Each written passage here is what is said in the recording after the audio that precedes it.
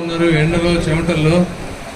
ఏమనుకోవద్దు, నాకు అక్కడ ఎస్పీ గారితో మనకి ఒక అన్ఎక్స్పెక్టెడ్ ఈవెంట్ అయితే ఎస్పీ గారి ఆఫీస్లో కొంచెం టైం పట్టింది. తర్వాత మధ్యలో ఒకళ్ళిద్దరి దగ్గర ఆగాల్సి వచ్చింది. ఏదేమైనా మీరు అందరూ ఓపికగా ఉన్నారు కలవటానికి. Thank you. మొన్న వచ్చిన రోజు ఆ రోజు కుదరలేదు ఎక్కువసేపు మీ అందరితో ఉండటానికి. ఇప్పుడు కూడా చాలా మంది ఉన్నారు. అందరి పేర్లు ఇంకా బ్రెయిన్లోకి ఎక్కాలంటే టైం పడుతుంది. బట్ వచ్చే ఒక సంవత్సరం రోజుల్లో మెల్లగా ఎక్కువ మందిని 1-4 సార్లు కలిస్తే కొద్దిగా రిజిస్టర్ అవుతుంది. ఏమనుకోమాకండి. మీకు రాష్ట్రం గురించి మీరంతా చాలా చైతన్యవంతులు. గుంటూరు జిల్లా ప్రజలంటే రాజకీయంగా చైతన్యవంతులు. మీకు నేను చెప్పేదానికన్నా మీకే ఎక్కువ తెలుసు. రోజు చూస్తూ ఉన్నారు బాధలు ఇవన్నీ. బట్ ఏదేమైనా మీరందరూ గుర్తుపెట్టుకోండి, నేను మీకు అండగా ఉంటానని మొన్న చెప్పాను, మళ్ళీ చెప్తా ఉన్నాను. ఎట్టి పరిస్థితుల్లో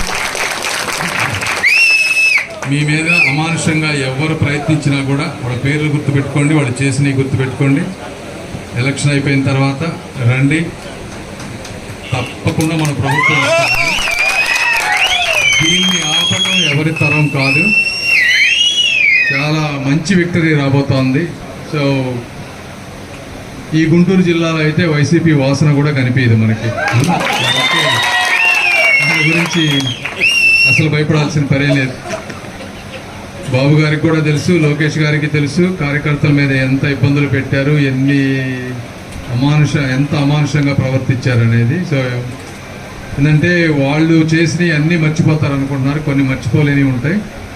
తప్పనిసరిగా బదులు తెచ్చుకుందాం అన్నిటికీ. బట్ ఏదేమైనా మీ గ్రామాల్లో ఏ సమస్యలు కావాలన్నా కూడా అన్నీ కూడా రాసుకోండి. ఎలక్షన్ అయిన వెంటనే నాకు సాధ్యమైనంత వరకు నేను ఎక్కడి నుంచి ఫండ్స్ తీసుకురావాలో అవన్నీ తీసుకొని వద్దాం.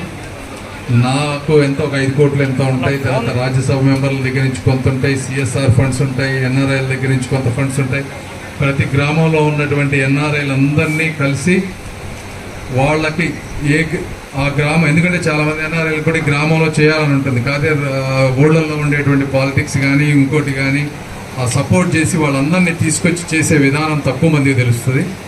మేము ప్రతి ఒక్కరిని రీచ్ అవుట్ అయ్యి వాళ్ళు ఒకళ్ళు రోడ్డు వేయాలనుకుంటే రోడ్డుకు వాళ్ళ పేరు పెట్టడమో, లేకపోతే స్కూల్ కట్టాలంటే స్కూల్, లేదు ఏదైతే వాళ్ళు చేయాలనుకుంటున్నారో వాళ్ళందరికీ నేను అండగా ఉండి వాళ్ళ డబ్బులన్నీ తీసుకొని వచ్చి గ్రామంలో మీరు ఎప్పుడు చూడనంతగా ఏదో ఒకటి మంచి పని అయ్యే విధంగా నేను ప్రయత్నిస్తాను. కాబట్టి దానన్నిటికీ మీ సహాయ సహకారాలు నాకు కావాలి. మనం కూడా ఊరు డెవలప్ అవుతుందని చూసుకోవాలి. రాజకీయాలు కొంచెం పక్కన పెట్టాలి. ఎలక్షన్ అయిపోయిన తర్వాత మళ్ళీ 4-5 సంవత్సరాల తర్వాత ఎంతకంటే ఎక్కువ మెజారిటీ వచ్చే విధంగా మనం వర్క్ చేద్దాం. ఓకే, కాబట్టి అది తర్వాత మాకు ఆఫీస్లో పిఏలు 2-3 ఉంటారు. ఒక్కొక్క ఎంఆర్ఓ ఆఫీసులకు కొంతమంది, తర్వాత ఇట్లా ఒక్కొక్క డిపార్ట్మెంట్కి ఒక్కొక్క వ్యక్తిని పెడతాను నేను. ఏ ప్రాబ్లం ఉన్నా కూడా మీరు లోకల్ ఎమ్మెల్యేతో అవ్వకపోతే అక్కడ కాంటాక్ట్ చేయొచ్చు. ఆన్లైన్లో మీ అందరికీ అవైలబుల్ అయ్యే విధంగా చేస్తాను. మీకు స్మార్ట్ ఫోన్ నుంచే మీరు తెలుగులో కావాలంటే తెలుగులో, ఇంగ్లీష్లో కావాలంటే ఇంగ్లీష్లో మమ్మల్ని రీచ్ అయ్యే విధంగా అన్ని సిస్టమ్స్ పెట్టి మీ అందరికీ యాక్సెస్ ఎప్పుడు నేను ఢిల్లీలో ఉన్నా ఎక్కడున్నా కూడా నేను మీకు దూరంగా లేను అనే విధంగా నేను చేస్తాను. ఎందుకంటే మీ అందరికీ అది ఒక్కటే ఉంటుంది. కాబట్టి నేను ఇక్కడికి రావాల్సిన అవసరం లేదు. అయినా వచ్చానంటే ఏదో బలమైన కారణం ఉంటేనే వస్తాను, అంతే కదా. ఇందులో నేనేమి చేసుకునేది ఏమీ ఉండదు. కాబట్టి మీరందరూ అర్థం చేసుకుంటారనుకుంటున్నాను నేను ఎందుకు వచ్చాను అనేది ఇక్కడికి. అది కూడా మీరు అందరికీ ఒకళ్ళకి 10 మందికి చెప్పండి, మంచి మెజారిటీలు తీసుకురండి. అదేవిధంగా మనోహర్ గారికి మీరందరూ ఇంకొకసారి చెప్తున్నాను, తప్పనిసరిగా ప్రతి ఒక్కళ్ళు ఓటు ట్రాన్స్ఫర్ అవ్వాలి.